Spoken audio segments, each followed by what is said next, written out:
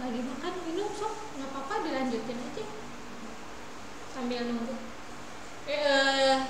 Kemarin baru aja ada classroom ya. Udah mulai ya. Di classroom kemarin ada latihan soal, tapi baru 40 orang yang mengerjakan. Bagi yang belum, silakan nanti dikerjakan. Saya tunggu sampai hari ini. Kalau ada yang ditanyakan, nanti bisa langsung chat di classroomnya atau bisa japri saya. Semuanya yang belum mengerjakan, saya tunggu ya.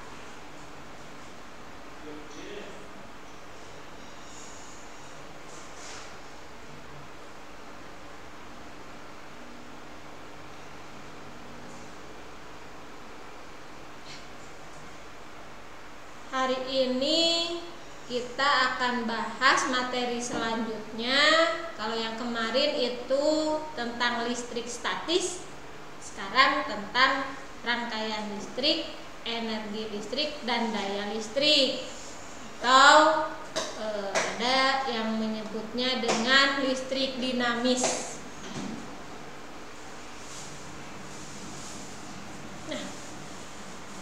Di dalam listrik dinamis yang akan kita pelajari itu ada 5 pokok bahasan.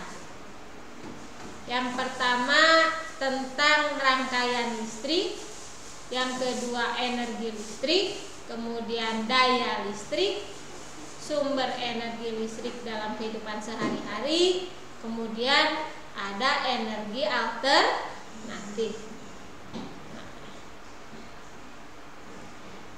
Kemudian dari sumber energi listrik sehari-hari, kenapa harus ada energi alternatif? Karena kebutuhan energi itu ada batasnya, gitu kan? Makanya harus dilakukan penghematan energi. Nah, penghematan energi ini dapat dilakukan melalui yang pertama menggunakan alat berdaya rendah. Yang keduanya mematikan lampu pada siang hari. Yang ketiga menggunakan listrik secara efektif. Kemudian menutup keran air jika penampungan penuh. Jadi kita memang harus belajar menghemat energi.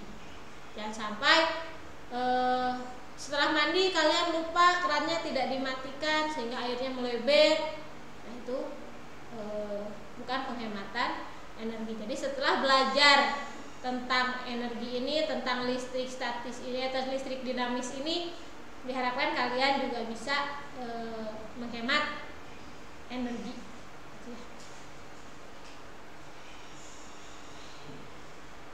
Di sini listrik sudah menjadi hal yang vital bagi kehidupan manusia. Banyak peralatan yang membutuhkan energi listrik, seperti lampu, komputer, dan televisi. Kemudian beberapa sumber listrik yang kita kenal diantaranya ada baterai, ada aki atau akumulator, kemudian ada dinamo. Nah, di sini kenyataan dalam kehidupan sehari-hari saat ini, kita tidak akan bisa hidup kasarnya kalau tidak ada listrik. Masak nasi pakai Magicom, Magicom pakai listrik. Sekarang sumur aja sudah jarang sumur yang pakai timba, ya kan? Pasti pakai listrik. Ketika mati lampu, air tampungan air sudah habis, ya, air di penampungan air sudah habis, kemudian masih mati lampu, masih listriknya masih mati, tidak ada listrik. Kita kan kewalahan untuk mendapatkan air, sementara kita sangat membutuhkan air tersebut. Makanya kita harus melakukan penghematan listrik, gitu ya.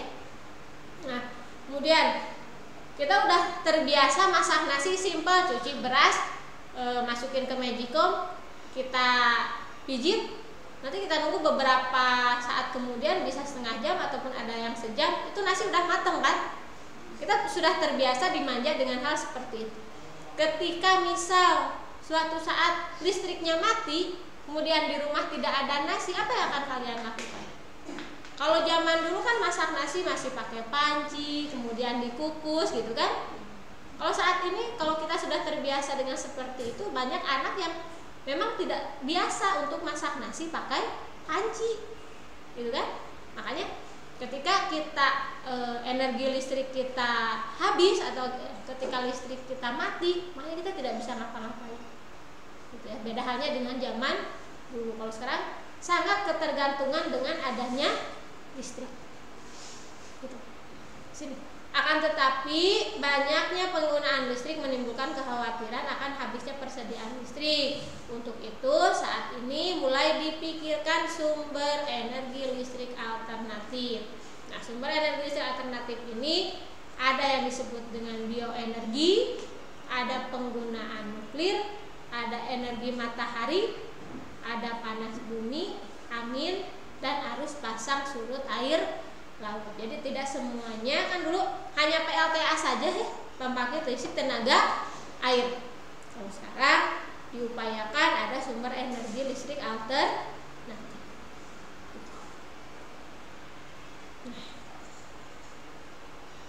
Berikutnya tentang rangkaian listrik. Di dalam rangkaian listrik ada istilah arus listrik. Arus listrik adalah aliran muatan listrik. Muatan listrik tersebut mengalir dari kutub positif ke kutub negatif. Kemudian arah arus listrik sama dengan arah gerak muatan positif.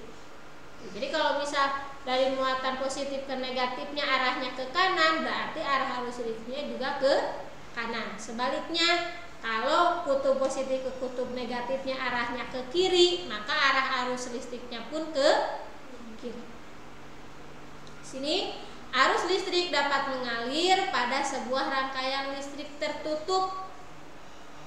Makanya kalau listrik suka ada saklarnya, ya kan?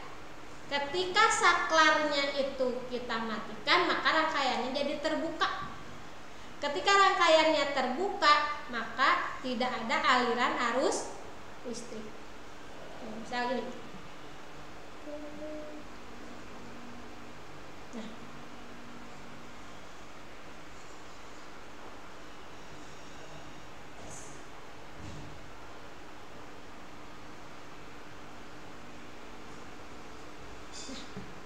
Ini ada rangkaian arus listrik. Ini misal sebuah lampu. Kalau rangkaiannya terbuka seperti ini, lampu akan menyala tidak? Tidak. Kenapa? Karena rangkaiannya terbuka. Tapi kalau di sini, maaf, kita sambungkan.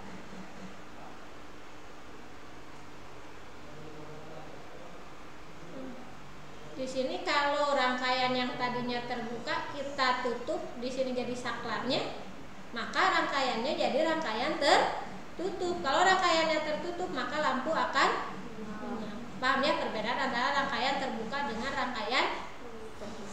Jadi rangkaian terbuka dan rangkaian tertutup, untuk menutupnya itu disambungkan dengan saklar.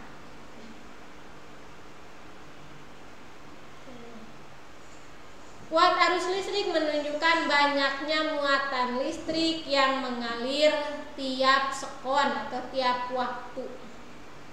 Nah, satuan kuat arus listrik waktu kelas 7 sudah belajar ya, termasuk besaran pokok. Kuat arus listrik itu satuannya adalah ampere. Kemudian satuan tersebut diambil dari nama seorang ilmuwan Prancis, yaitu André Marie Ampère. Makanya simbolnya jadi ampere. Untuk rumusnya, besar kuat arus dilambangkan dengan I adalah Q per T. Kan di sini kuat arus adalah banyaknya muatan listrik. Muatan listrik itu Q, kemudian mengalir tiap waktu atau tiap sekon, lambangnya T. Makanya rumusnya I sama dengan Q per T. Bu, bagaimana kalau yang ditanyanya Q atau muatannya? Biasa kita pakai yang segi 3. gitu kan? I sama dengan Q dibagi T. Berarti kalau yang ditanyakannya Q, ini tutup ya, jadi I dikali T. Kalau ditanyakannya T,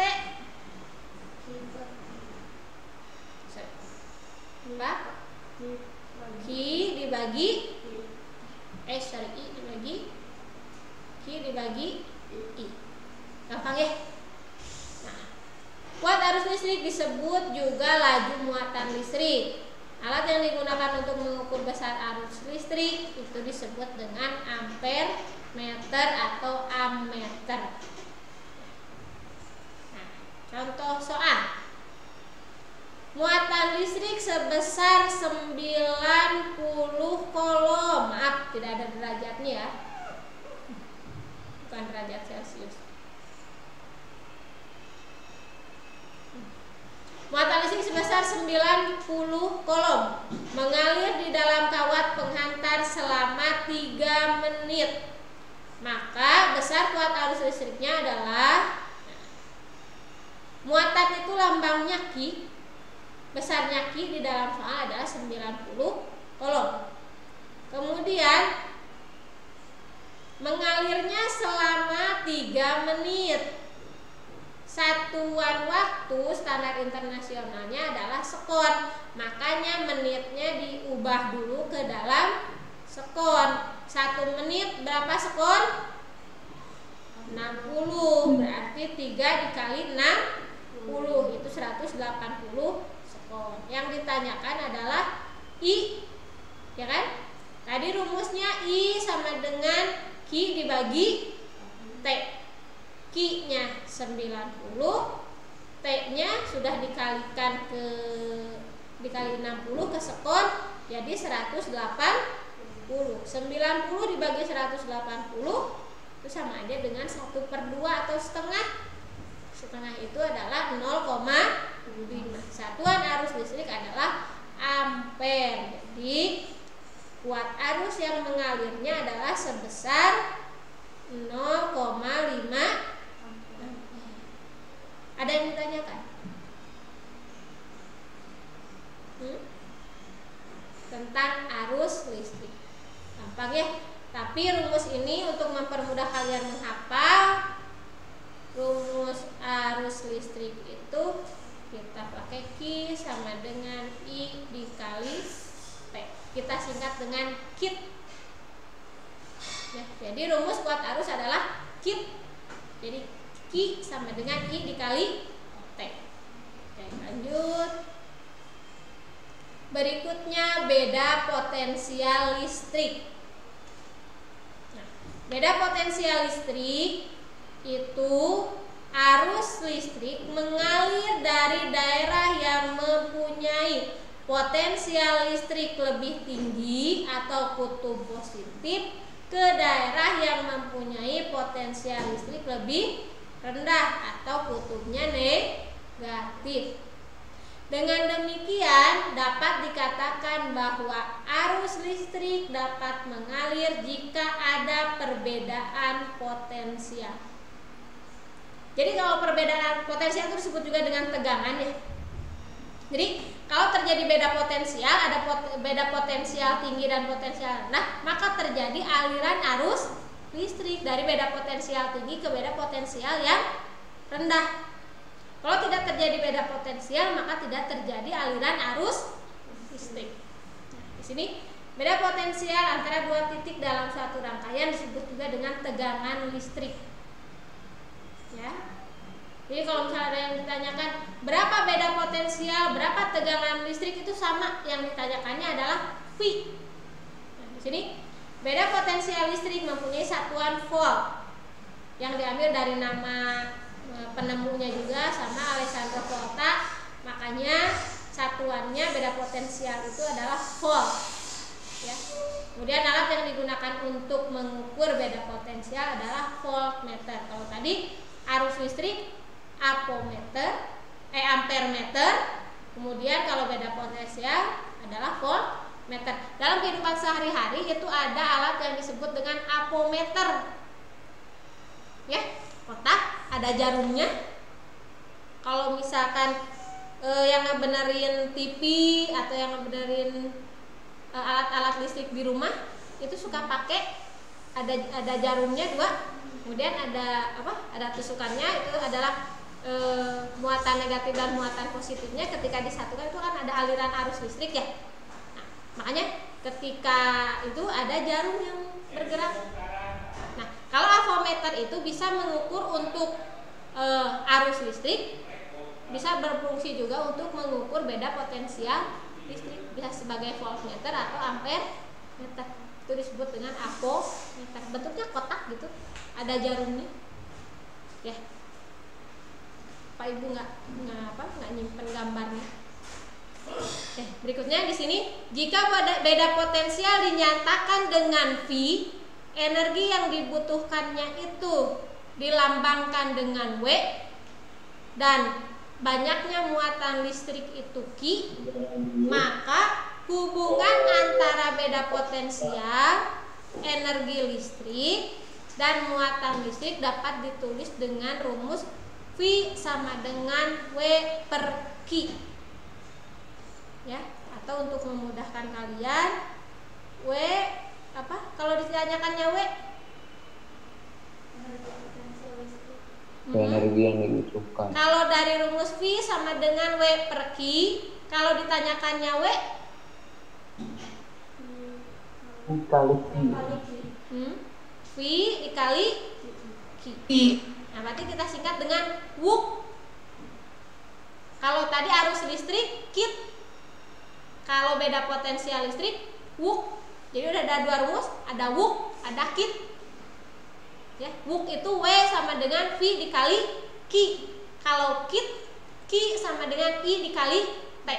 Tapi T-nya T kecil. Kalau T besar itu suhu, T kecil adalah waktu. Ya, lambang. Nah, di sini contoh soalnya, sebuah baterai dengan beda potensialnya 1,5 volt digunakan sebagai sumber arus listrik dalam rangkaian. Jika muatan yang bergerak dalam rangkaian 2 kolom, berapakah energi yang harus diberikan untuk menggerakkan muatan? Jadi di sini diketahuinya V sebesar 1,5 volt, ini kan. Kemudian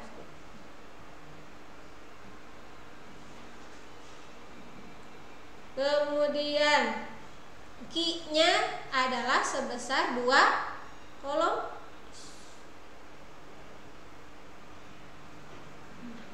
Sini Q-nya adalah sebesar 2 kolom. Berapakah? Kenapa jadi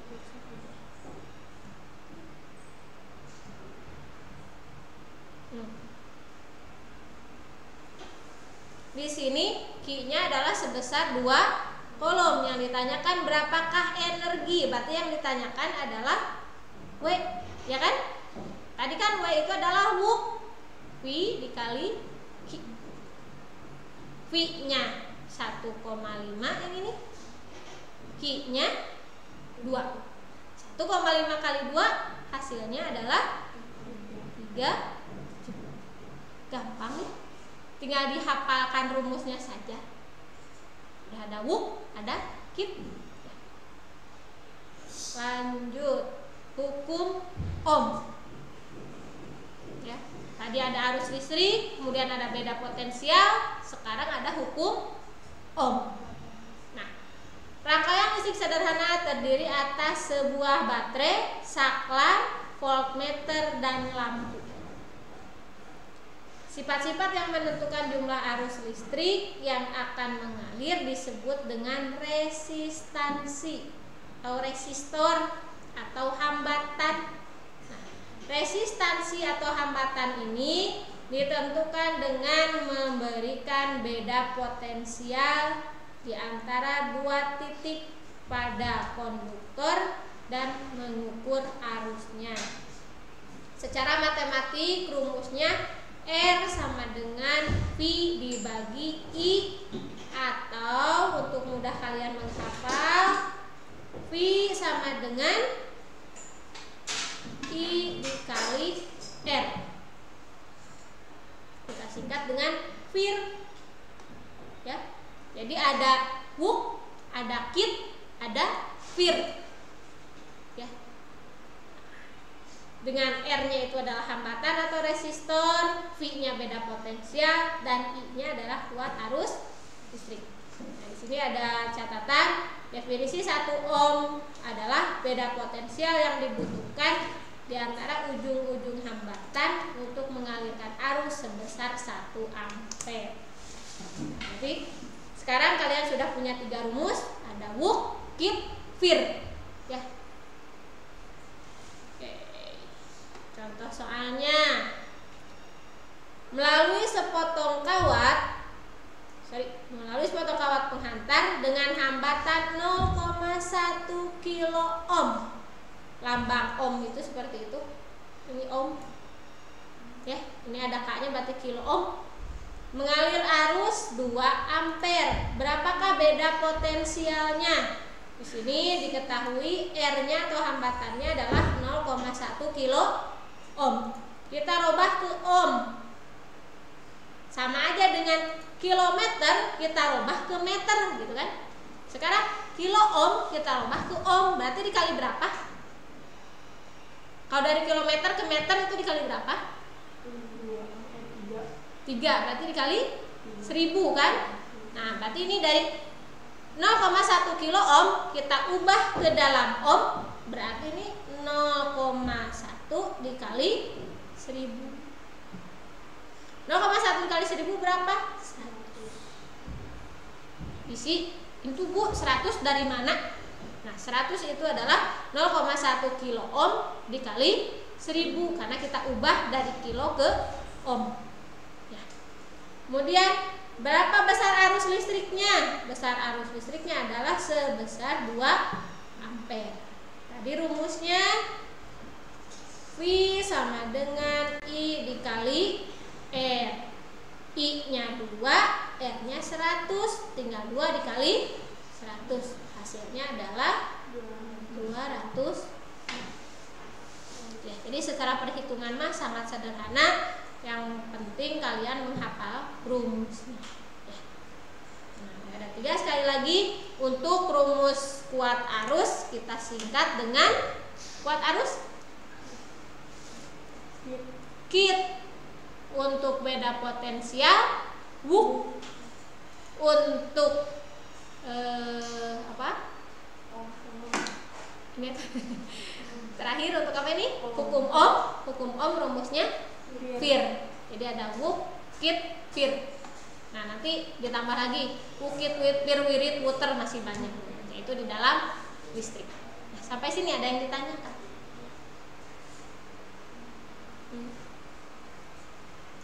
Yang di rumah ada yang ditanyakan?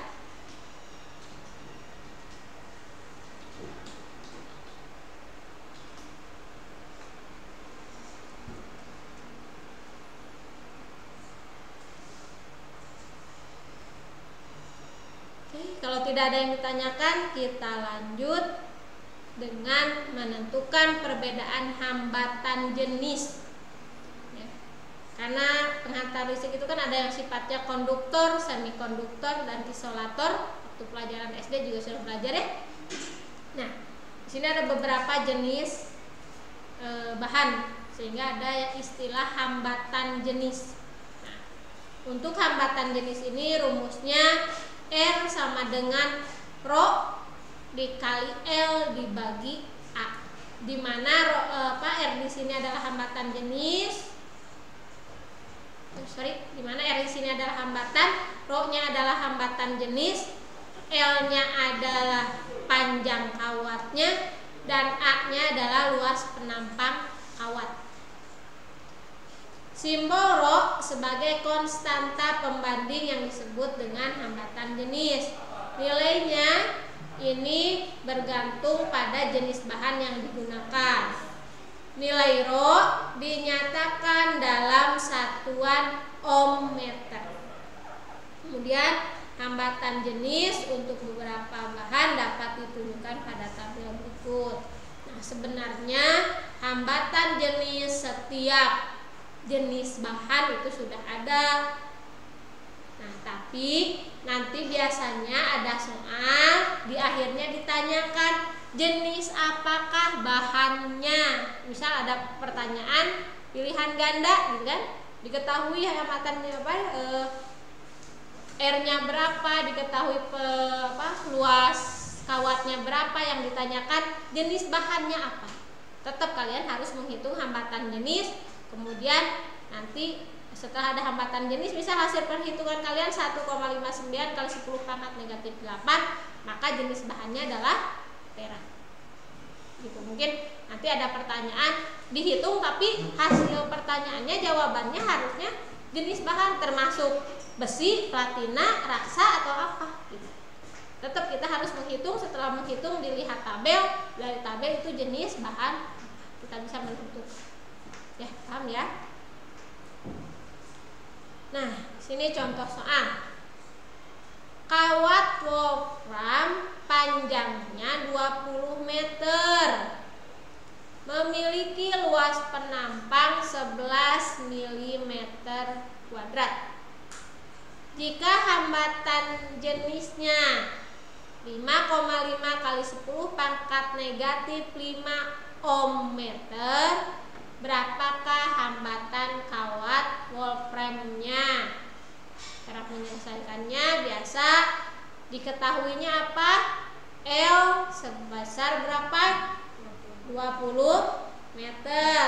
Luas penampang itu lambangnya A, itu 11 mm kuadrat. 11 mm kuadrat kita ubah dari milimeter kuadrat ke meter kuadrat, ya kan? Naik berapa kali dari milimeter ke meter? Kucing hitam, ingat yang itu sama SD? Jadi kalau dari milimeter ke meter naik berapa kali? Naik 3 kali. Nah, di sini naik 3 kali, tapi di sininya kuadrat. Berarti sekali naiknya adalah 2. Kalau 3 kali berarti 6. Maka di sini karena naik berarti pangkatnya jadi negatif karena dibagi kan kalau naik. Nah, berarti sama aja dengan 11 dibagi, kalau nolnya 6 berarti sejuta ya. Ya kan? 11 dibagi sejuta sama aja dengan 11 dikali 10 pangkat negatif 6. Bu, kenapa jadi negatif 6? Paham nggak? Masih bingung? Di sini, oke, sini 11 mm kuadrat kita ubah ke dalam meter kuadrat. Tadi berapa kali naik? 3 kali kan? Nah, kalau 3 kali naik berarti ini sama aja dengan 11 dibagi. Kalau 3 kali berarti kan pangkat 2. Ya berarti dibagi berapa? Sejuta kan? Paham? Nah, kalau kita nulis sejuta terlalu banyak nolnya, makanya kita tulis 11. Nolnya ada berapa? Minggu yang lalu waktu pertemuan yang lalu Ibu pernah bilangan pangkat? Masih ingat yang waktu 7? Ada bilangan pangkat. Kalau positif menunjukkan banyaknya angka 0, kalau negatif menunjukkan banyaknya angka di belakang koma. Ini nolnya ada berapa? 6, berarti 10 pangkat negatif 6. Positif 6 dulu. Nah, ini kan positif, banyaknya angka 0. Paham ya? Ya, berarti 10 pangkat 6. Dari mana 10 pangkat 6? 10 pangkat 6 diambil dari ini, banyaknya angka 0. Nah, sekarang 11 bilangan pangkat kalau dari bawah pindah ke atas, kalau di bawahnya positif ke atas jadi negatif. Kalau di bawah negatif ke atas jadi positif. Maka di sini jadi 11 kali 10 pangkat negatif 6. Paham? Nah, ini negatif 6 dari mana? Ini cara ngitungnya seperti ini. gitu ya. Kalau misalkan kalian menemukan, misal sebelum ke soal ya, kalian harus mengubah dari 1 kilometer ke meter. Turun berapa kali? Kilometer ke meter 3. Berarti sama aja dengan 1 dikali 1000 kan? Gitu kan? Nah, berarti sama aja dengan 1000. 1000 nolnya ada berapa? Berarti 10 pangkat 3. Ngerti? Ya. Ini kan dikali. Kalau dari kilometer ke meter. Kalau ini kan dari milimeter ke meter, berarti kan dibagi. Makanya dibaginya naiknya 3 kali, berarti dibagi 1.000.000. 1.000.000 itu nolnya ada 6, berarti 10 pangkat 6. Di sininya positif, naik ke atas jadi negatif. Paham ya? Oke, kita lanjut ke soal. Berapa besar hambatan jenisnya? Hambatan jenisnya di sini 5,5 kali 10 pangkat negatif 5. 5,5 kali 10 pangkat negatif 5. Nah, untuk menjawabnya ditanyakannya R. Rumusnya R sama dengan rho dikali L dibagi A. Berapa besarnya rho? Tadi ini rho adalah 5,5 kali 10 pangkat negatif 5 dikali L. L-nya berapa? 20. A-nya berapa? Pakai yang terakhir 11 kali 10 pangkat negatif 6. Kita kalikan 5,5 dikali 20. 5,5 dikali 20 adalah 110. 110 dikali 10 pangkat negatif 5. Yang ini turun ya. Nah, yang ini 10 pangkat negatif 5 ini turun. Kemudian yang bawahnya masih tetap 11 kali 10 pangkat negatif 6. Kita tulis di sini 11 kali 10 pangkat negatif 6. Nah, di sini Bu, kenapa jadi 100? Oke, 110 dibagi 11 berapa? 10. 10 dikali 10 pangkat negatif 5 dibagi 10 pangkat negatif 6. Pangkat negatif 6 ini bisa jadi ke atas kan? Oke, jadi 10 ini sama aja dengan 10 pangkat 1. 10 pangkat positif 1 dikali 10 pangkat negatif 5 itu bilangan pangkatnya dijumlahkan kalau dikali. Ya kan? Jadi 10 pangkat negatif 10 pangkat 1 dikali 10 pangkat negatif 5 hasilnya berapa? 10 pangkat negatif. 10 pangkat negatif 4. Kan ini positif. Dijumlahkan positif 1 ditambah negatif 5 berarti negatif 4 dibagi 10 pangkat negatif 6. Oke, kita sama dengan lagi. Bilangan pangkat ini bisa diubah naik ke atas, ya kan?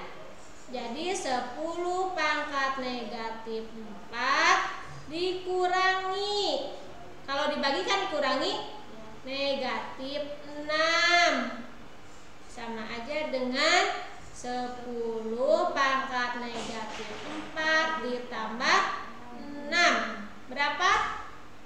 10 pangkat 2. 10 pangkat 2 berapa 10 pangkat 2? 100. Paham ya?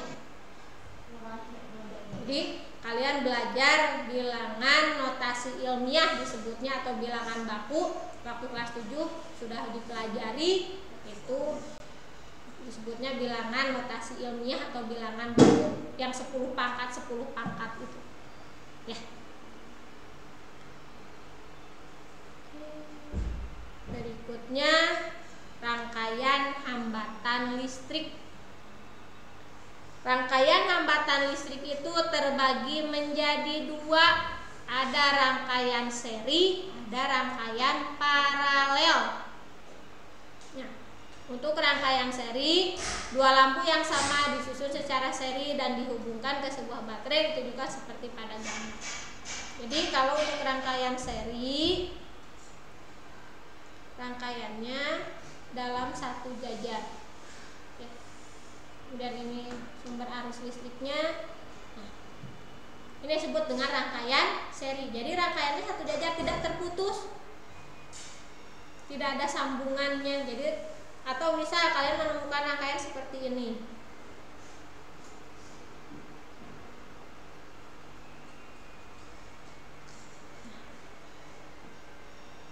Di sini tidak ada yang memutus, jadi tetap ini disebut dengan rangkaian seri. Nah, untuk mencari nilai hambatan pengganti beberapa resistor yang dirangkai secara seri itu gampang.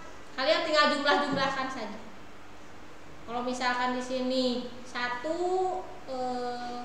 ohm, di sini 2 ohm, di sini 3 ohm, berarti rangkaian serinya resistor totalnya, hambatan totalnya adalah tinggal 1 ditambah 2 ditambah 3. Berapa hasilnya?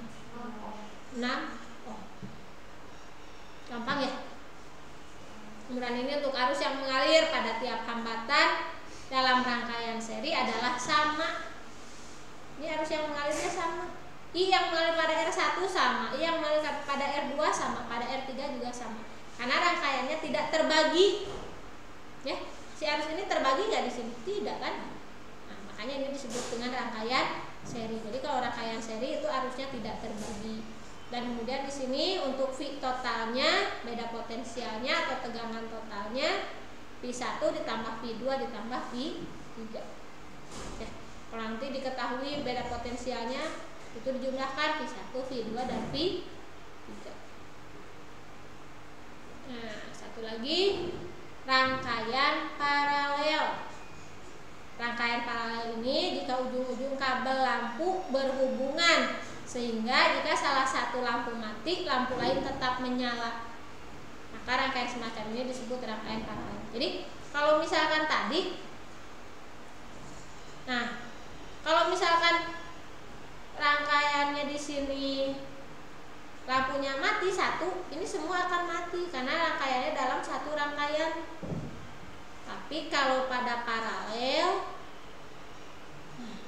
kalau misalkan lampu yang ini mati, yang lain akan tetap nyala. Jadi kalau di rumah, kalau ada yang bertanya, misal kalau aplikasi di rumah, rangkaian listriknya disusun secara seri atau paralel?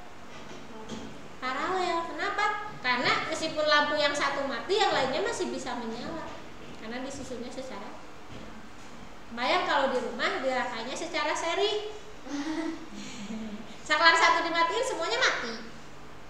Ya, tuh paham ya perbedaannya antara rangkaian seri dengan rangkaian.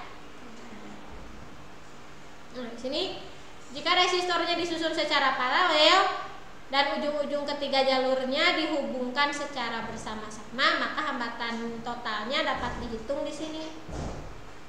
1 per R paralel atau R totalnya adalah 1 per R1 tambah 1 per R2 ditambah 1 per R3. Kalau tadi seri mah tinggal kita jumlahkan saja, R1 tambah R2 tambah R3.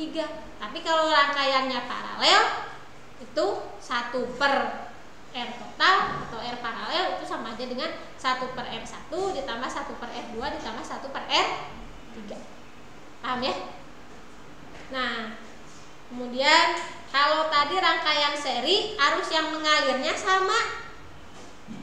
Kalau di sini, kalau yang paralel, maaf.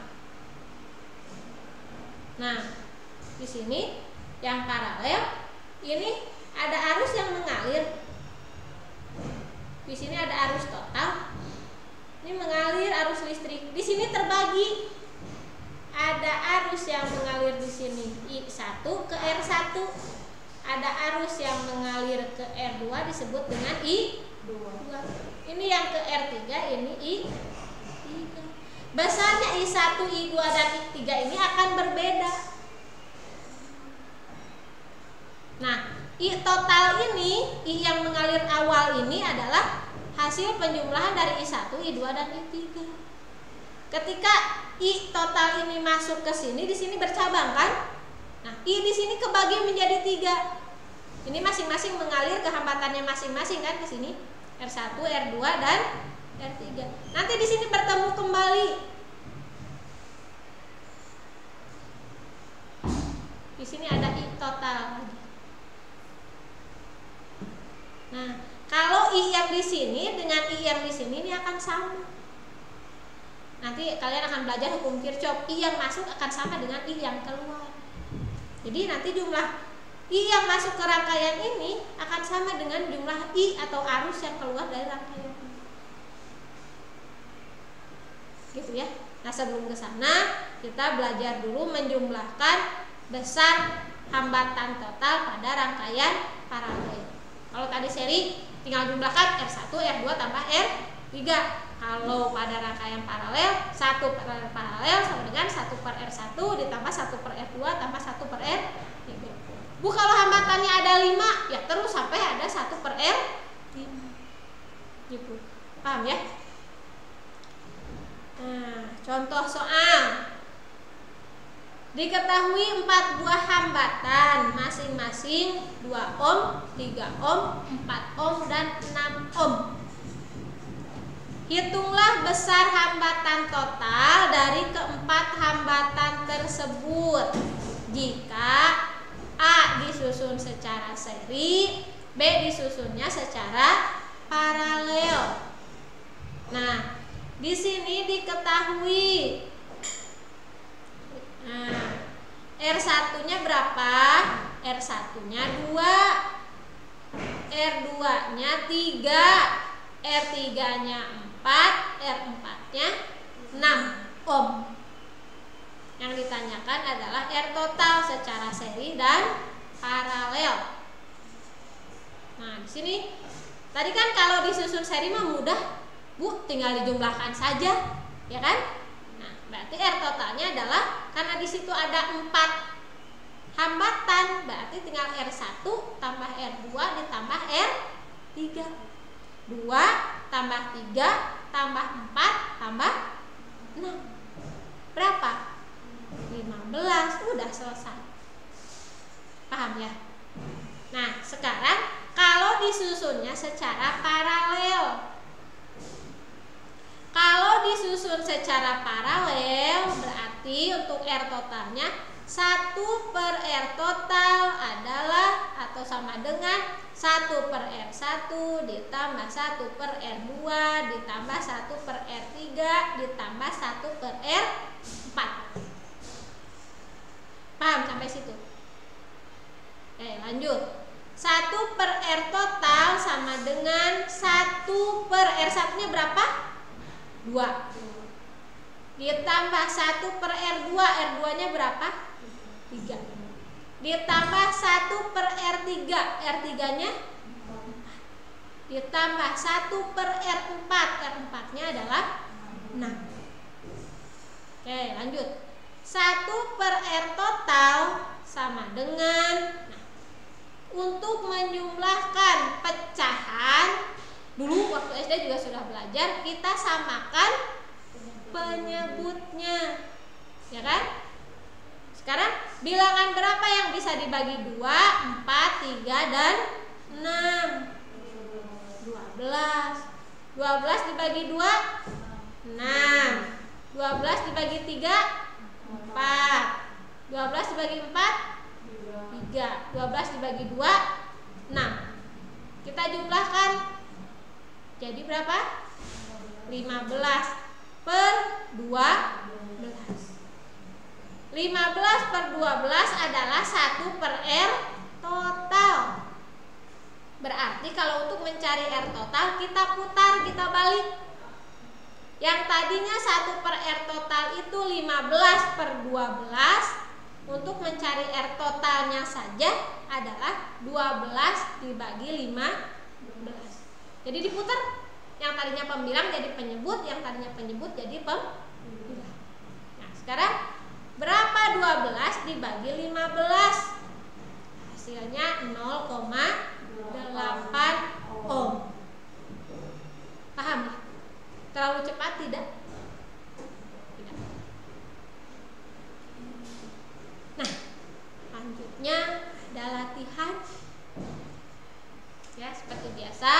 Nanti nanti latihannya kalian kerjakan, kemudian dikirim di classroom.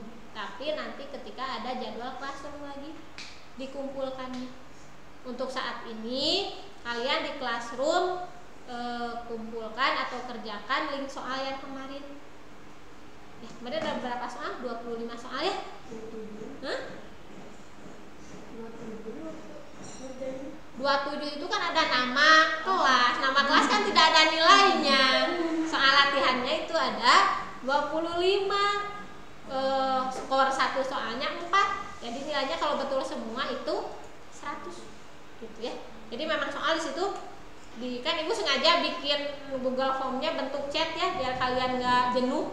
Soal jawab. Sengaja ibu bikin kayak chat. Tuh, jadi kan di situ ya soalnya ada 27 ya dikasih tahunya ya. Lalu 27 itu yang duanya nama sama kelas. Gitu ya. Oke, silahkan dikerjakan bagi yang belum. Kalau yang sudah berarti tidak usah mengerjakan kembali. Kemudian untuk daftar hadir hari ini sudah saya share juga di classroom. Di classroom ada pertanyaan, tinggal kalian klik hadir atau izin. Kalau hadir ya hadir, kalau izin ya izin. Oke, ada di classroom sudah saya share tadi pagi. Kemudian soalnya ada 5 soal untuk latihan minggu yang akan datang. Untuk di classroom yang akan datang nanti saya share materi ini, kemudian kalian kerjakan latihan. Nah, ini latihan tadi ya untuk menghitung secara seri dan paralel. Sampai sini ada yang ditanyakan? Nah, yang di rumah ada yang ditanyakan?